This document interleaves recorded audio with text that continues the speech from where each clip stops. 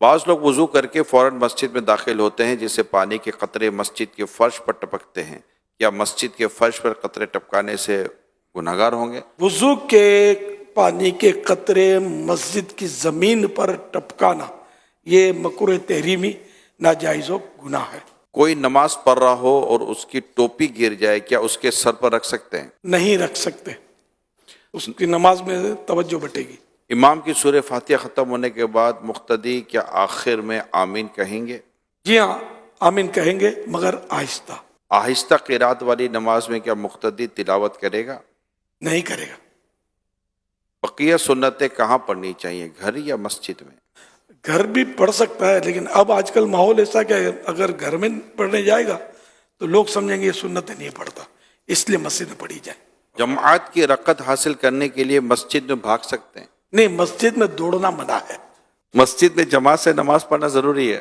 جی ہاں، مسجد میں نماز با جماعت پڑھنا جبکہ کوئی شرعی مجبوری نہیں تو واجب ہے.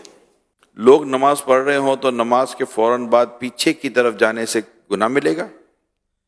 اگر لوگوں کو پریشانی ہوتی ہے، جیسے کہ لوگ پیچھے نماز پڑھ رہے ہیں تو وہ جان پہ کھڑا ہو گیا اس کے، اور پھر چہرہ کر کے کھڑا ہوا نمازی کے آگے، تو یہ چہرہ کرنے والا گناہ گار ہے.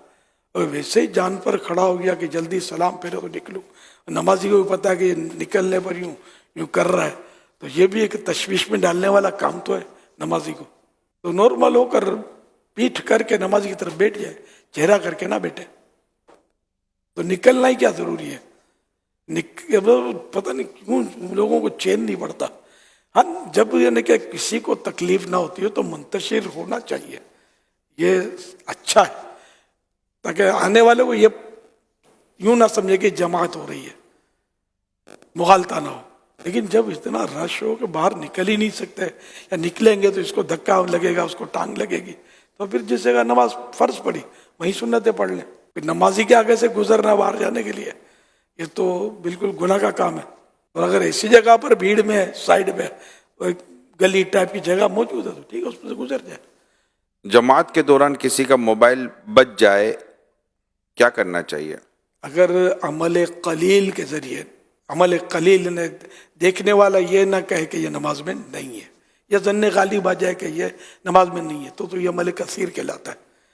تو اگر عمل قلیل کے ذریعے، مثلا جیب میں اب نماز پڑھتے پڑھتے بٹن یوں دبا دیا، اس کو خاموش کر دیا، یہ پاسبل ہو تو یہ کہ ایسا کر لے، حرج نہیں ہے. سائڈ کی جیب میں ہو تو؟ سائڈ کی جیب میں ہو تو زیادہ تر نہیں ہوتا. رکوع سے اٹھے سمع اللہ لمن حمدہ یوں دبا دے، لیکن یہ ہے بہت مشکل. یعنی کوئی بھی عمل قلیل کے ذریعے یہ جی ہاں، عمل قلیل کے ذریعے عمل یعنی تھوڑا عمل، کثیر من زیادہ عمل. زیادہ عمل یعنی عمل کثیر کی تعریف یہ ہے کہ دیکھنے والا یہ کہے کہ یہ نماز میں نہیں ہے، یا اس کو ظن غالب خیال جم جائے کہ یار نماز میں لگتا نہیں ہے یہ، جس سے آپ بھلے ایک ہاتھ سے کریں، یوں کر کے یوں بند کریں، دیکھنے والا یہی سمجھے گا کہ یہ نماز میں نہیں ہے، تو پھر نماز ٹوٹ گئی.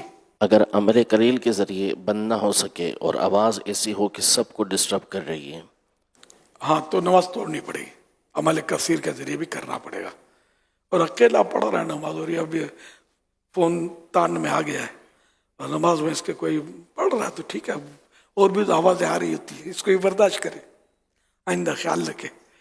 اس میں اگر آپ یہ مشورہ دے دیں، بلکہ تاکید کر دیں کہ موبائل فون میں اول تو میوزک ہی نہ رکھا جائے، وہ تو ویسے ہی شرعاً درست نہیں ہے. یعنی موبائل فون سائلنٹ کر کے ہی نماز پڑھے، لیکن اگر میوزک رکھتے ہیں اور کوئی خدا نہ خاصا گانے کی یا اس طرح کی ٹیون رکھتے ہیں تو پھر جو مسجد کے اندر جو تماشا ہو رہا ہوتا ہے نا، اللہ کی پناہ، اللہ کی پناہ. تو ایک تو یہ کہ اپنے آپ کو بھی اس گناہ سے بچائیں کہ اپنے موبائل فون کے اندر رنگ رکھ لیں، جیسے بیل ہوتی ہے جس کے بارے میں اب اندازہ ہے کہ یہ کوئی میوزک نہیں ہے اس طرح. اور توبہ بھی کریں. اب توبہ. تک اگر میوزک سنا ہے اس کا تو دوسروں نے بھی سنا آپ کے وجہ سے، یہ نہیں سمجھتے. میرے سنت نے بڑی پیاری بات ایک دن شاید فرمائی تھی کہ یہ جو موبائل بجتا ہے نا تو یہ موبائل والے کا تعارف ہے، انٹروڈکشن ہے اس کا. ہاں. دیکھو نا، ایسا شخص جو میوزک کا شوقین ہے، لیکن اگر اس میں سے گالی کی آواز آئے گی تو یہ بولے گا آپشن نہیں، کیا کروں، ماں بہن کی گالیاں سنتا رہے گا کیا؟ کبھی بھی نہیں سنے گا. انڈرسٹوڈ ہے کہ تو میوزک کیوں سنتا ہے؟ میوزک بھی تو کوئی گالی جیسا ہے نا، گناہ کا کام ہے نا.